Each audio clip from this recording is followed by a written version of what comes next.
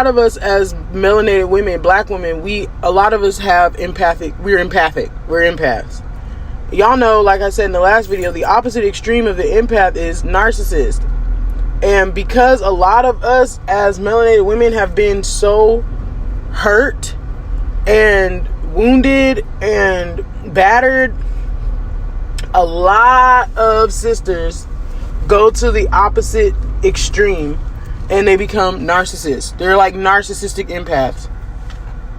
And then we produce children, okay? Mainly, particularly sons. And what happens is you end up putting all of this, it's an unhealthy attachment that's created between the mother and the son. We put the responsibility on our sons to fill the role of a man. Okay, way too soon. And really, that's not what we're supposed to freaking do.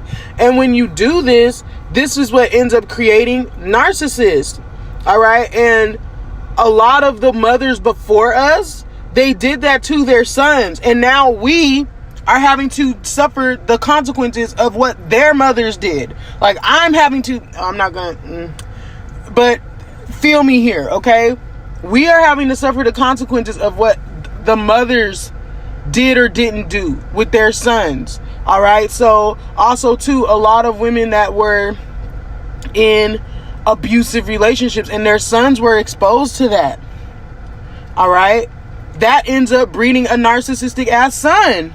And now today, here we are, a bunch of sisters that are either narcissistic or we're with narcissistic men. Now we're in these cycles with them. Okay. Because of how their mothers raise them, and it's just a generational loop of producing and creating and nurturing the narcissist within our sons, within our boys. And like I said, what it goes back to is, anyway, if you really study narcissists and how they end up becoming formed, it all goes back to childhood. Okay, but boys that were exposed to abusive homes, okay, they saw their fathers abuse their mothers, they in most cases will become narcissists or have narcissistic traits. Okay, boys that end up being raised in single mother households, and the mother, not saying that all single mother households end up producing narcissistic sons, I'm not saying that at all, but in majority of cases, okay, due to lack of healing, lack of knowledge, lack of emotional intelligence, what happens is women that end up going through a lot of abuse, or they go through neglect, or they go through, some sort of like trauma with their men, and they have a son, they end up putting that responsibility on the son to fill that void of the man.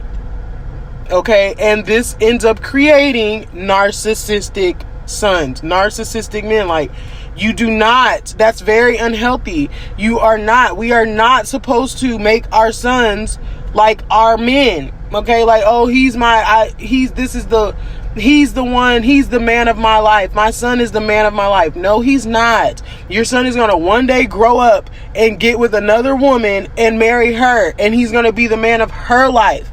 All right. We have to stop that shit. It's unhealthy emotional attachment with our children. And it's not good at all. And then what ends up happening is we end up having daughters, and it's like this favoritism. And that's really, really big in our community. This favoritism of, oh, well, I love what it is the mothers be loving the sons more than they do the daughters. They have this secret animosity and jealousy towards the daughter, but they have this infatuation and this super overcompensation of love for their sons. And the daughters end up feeling that, and then they end up growing up. Okay, in most cases they're empathic, because that's just a soul blueprint that us as melanated women carry. All right, so then they end up growing up looking for situations and attracting men where they can fill this void that they didn't get filled from their mothers, because they always felt like they were left out, or they weren't good enough, or they weren't seen, or they weren't heard like the boys were, the sons were. And then the sons end up growing up with all these narcissistic ass traits, because starting from childhood, they were what was instilled in them is that they're way more than what they actually are. Okay, they have this over infatuation of self because the mother projected that onto them when they were little boys, by making them responsible for filling the voids that the men that they produced the son with didn't fill.